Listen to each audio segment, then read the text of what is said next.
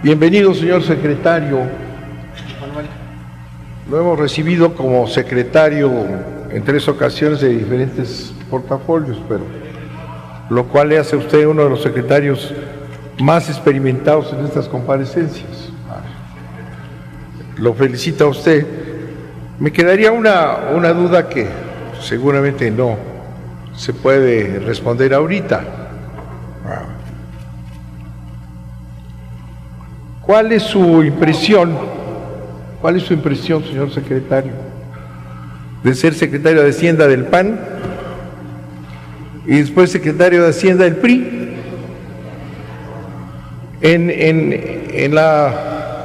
el debate sobre la política en este país y la diferencia de los partidos, se dice mucho, señor secretario, que el PRI y el PAN son lo mismo, es exactamente lo mismo.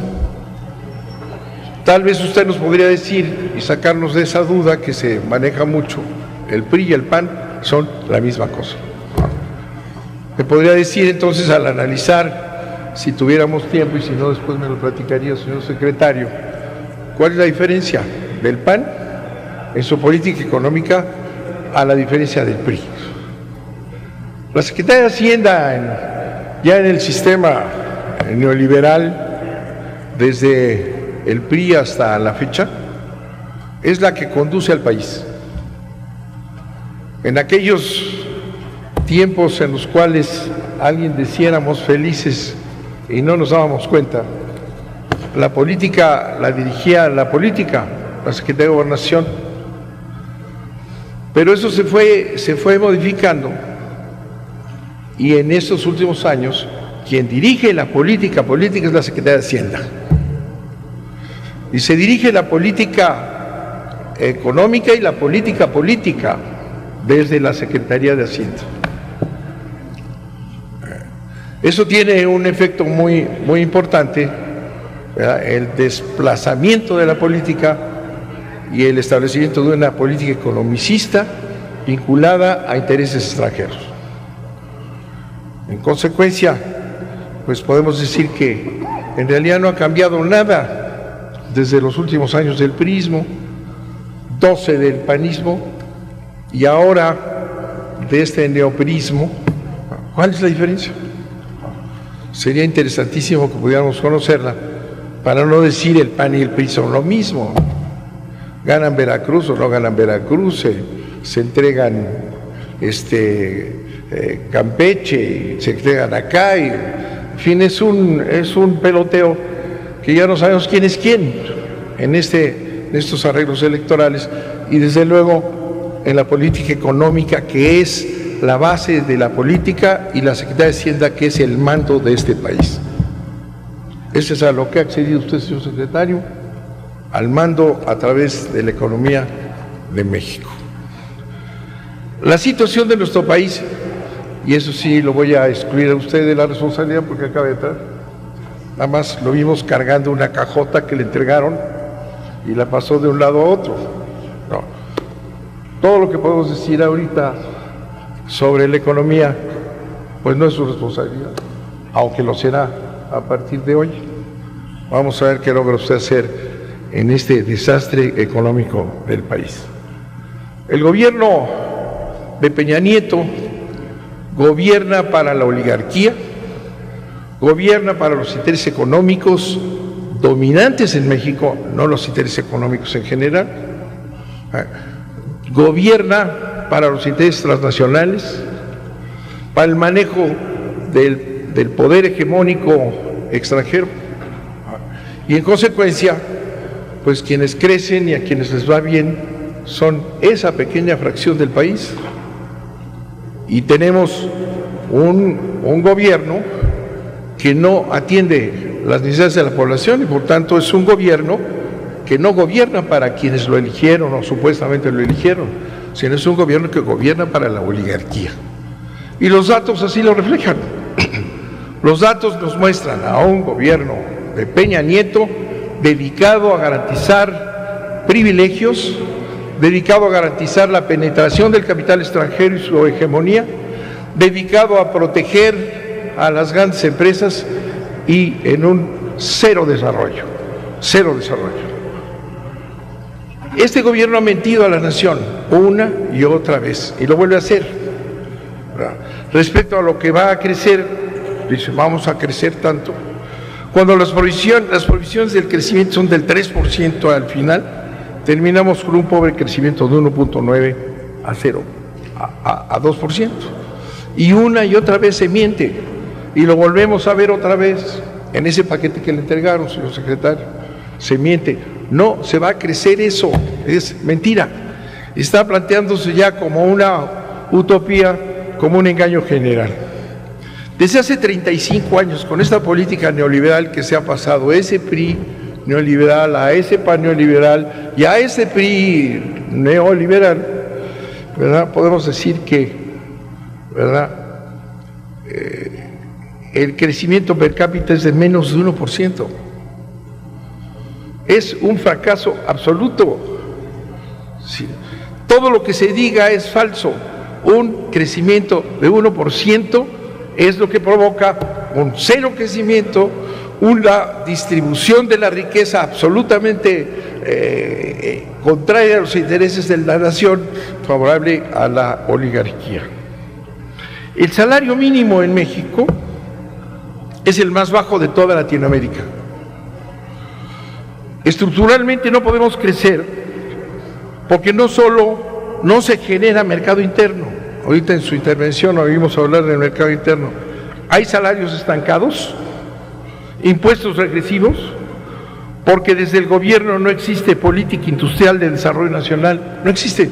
Y ahora le quitan la mitad a la Secretaría de Economía, pácatelas, no hay política industrial, pues la podían cerrar.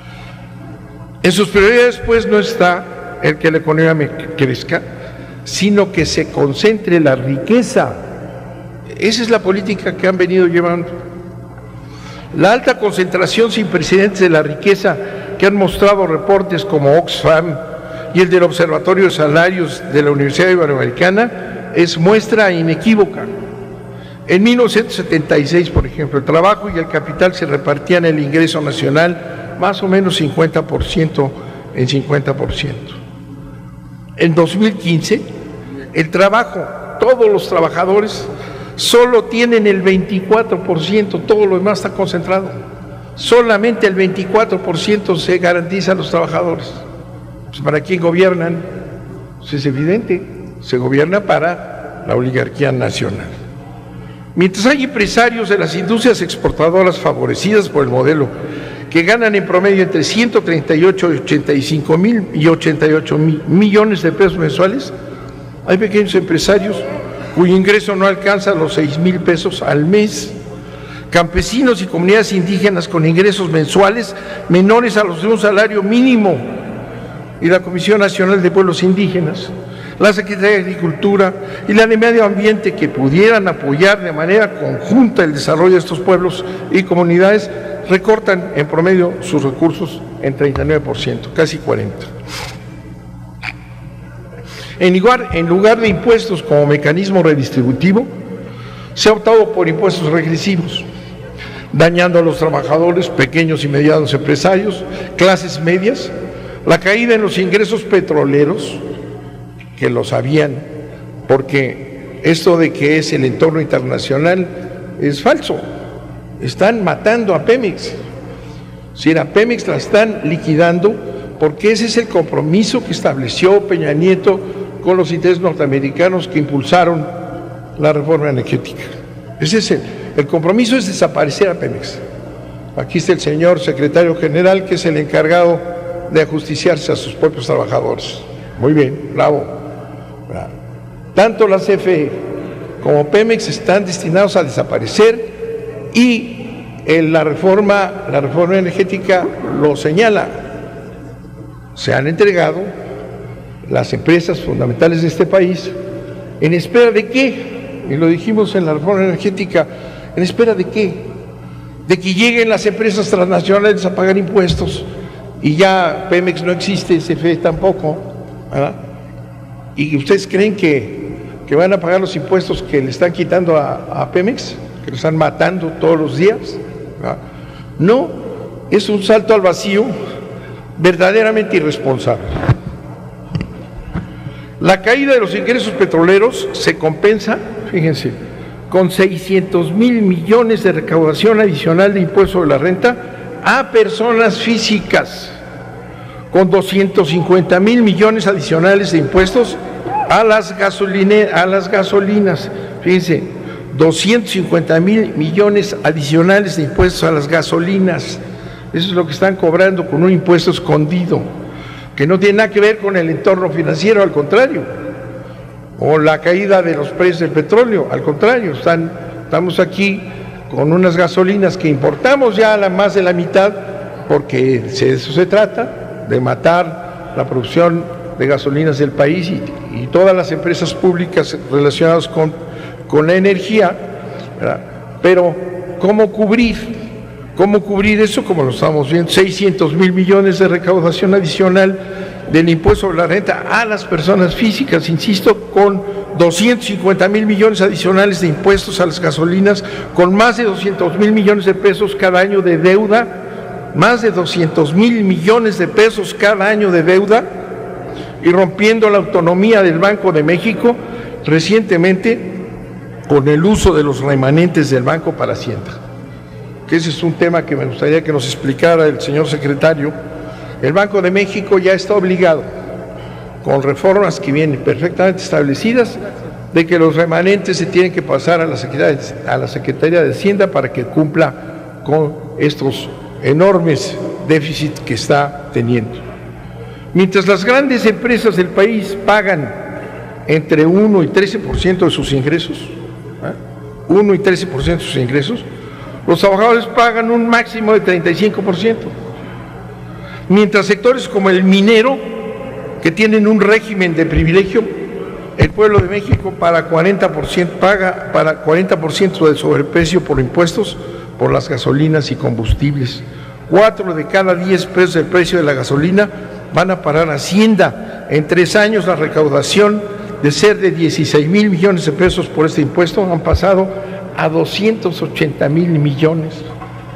El gasto social de poco más de 900,000 millones de pesos para erogaciones, los rubros destinados a salud, educación y desarrollo social no han visto aumentos desde 2013, más allá del 0.01, 0.5 y 2.5 anual respectivamente. En cambio, el gasto de instituciones militares y de seguridad interior muestran aumentos significativos.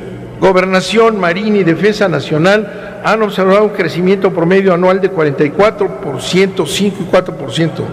De manera particular, Gobernación, que más aumentó 230%, es en el eufemismo catalogado como operativos para la prevención y disuasión del delito operado directamente por la Policía Federal, 230%. Las políticas sociales no sirven para nada, no contienen la pobreza, pero eso sí, capturan el voto.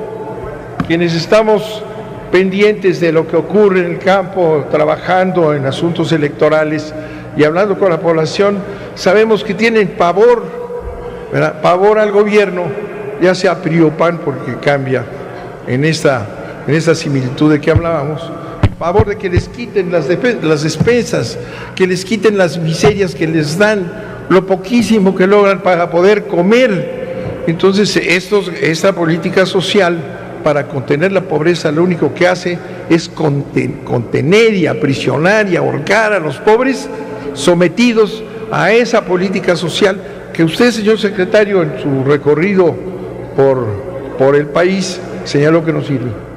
Usted hizo una crítica a esta manera de manejar un crecimiento enorme de recursos que solo sirven para comprar votos. Eso sí está funcionando bien. El terror impuesto a los pobres, a los campesinos, a las clases medias, a las clases bajas, ¿verdad? De que si se mueven a un lado, ¿verdad?, perderán esa miseria que se les dan a través de las políticas sociales para contener la pobreza. Terminando en esta limitación del tiempo que tenemos, podríamos hablar mucho más. El gobierno de Peña Nieto es un gobierno que traiciona al pueblo, no gobierna para las mayorías. El gobierno de Peña Nieto gobierna para la oligarquía. Además de la corrupción, que ya vamos a ver que seguramente el PRI va a meter a la cárcel a algunos gobernadores, y el PAN también, que los estamos esperando ya ver en su traje de carcelario, a los gobernadores que están enjuiciando el propio PAN y el PRI también. Con eso se va a acabar la corrupción. Pero el sistema que es atrabiliario, es un sistema a favor de los que más tienen, no es un gobierno que está al servicio de las mayorías. Es un gobierno que traiciona su origen, es un gobierno que está al servicio de la oligarquía, que ha permitido la penetración del capital extranjero y el sometimiento a sus dictados. Ese gobierno está en quiebra. Ese gobierno no puede más. Ese gobierno está perdido económicamente, políticamente y moralmente.